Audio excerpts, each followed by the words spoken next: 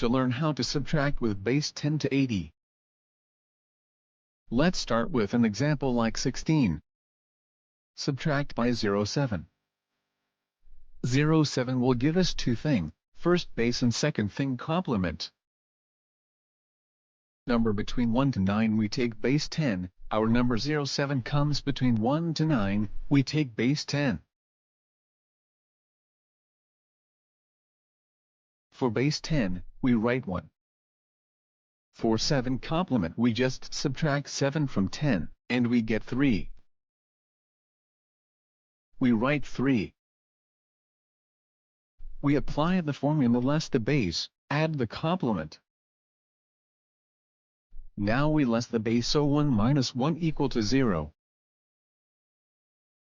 Now we add the complement, so 3 add 6 equal to 9. Our final answer is 0.9. Let's start with an example like 23. Minus 17.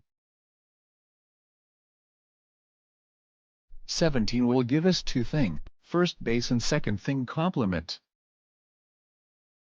Number between 11 to 19 we take base 20, our number 17 comes between 11 to 19, we take base 20.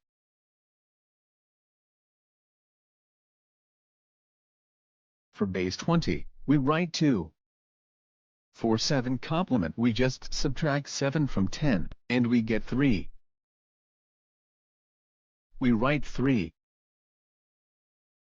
We apply the formula less the base, add the complement. Now we less the base, so 2 minus 2 equal to 0. Now we add the complement, so 3 and 3 equal to 6. Our final answer is 0.6. Let's start with new example 62. Minus 28. 28 will give us two things, first base and second thing complement. Number between 21 to 29 we take base 30, our number 28 comes between 21 to 29, we take base 30.